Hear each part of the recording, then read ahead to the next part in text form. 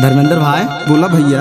अरे यार कहाँ से इतना बढ़िया मीठा पान और लहंगा लखनऊआ पहन की आवत बलाहरत की। हाँ भैया। बतावा तने का तू विशेष जानत हो तोरे घरे का आगे आरी बगल कहीं आवत जात है रोज। ला सुना काव कई कावत है। सुनावा सुनावा।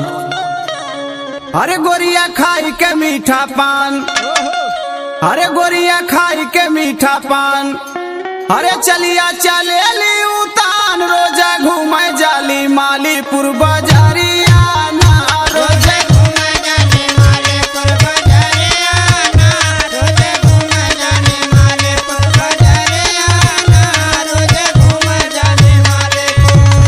हाँ बाजारिया ना हो बाजारिया ना, रोजा घूमे जाली मालीपुर बाजारिया ना, रोजे घूमे जाली मालीपुर बाजारिया ना, रोजे घूमे जाली मालीपुर बाजारिया ना, रोजे घूमे जाली मालीपुर।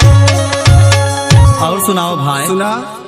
अरे पहन के लहंगा लहरौआ, अरे पहन के लहंगा लहरौआ, अरे मार के सेंट गमा कौआ, केस लागे जैसे कारी रे बदारिया ना, केस लागे जैसे कारी रे बदारिया ना, केस लागे जैसे कारी रे बदारिया ना, केस लागे जैसे बदारिया ना, बदारिया ना, बदारिया ना, केस लागे जैसे कारी रे बदारिया ना, केस लागे जैसे कारी रे बदारिया ना, केस लागे जैसे कारी।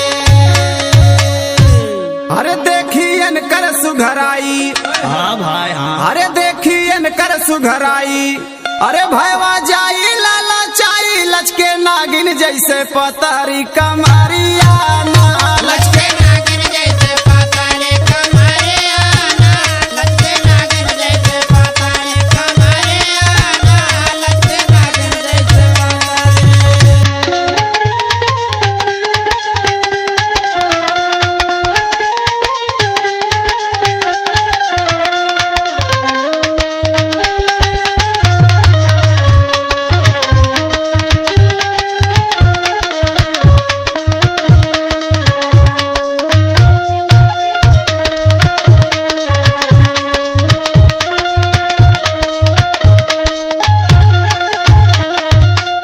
और सुना भाई। सुनाओ भैया सुनावा धर्मेंद्र।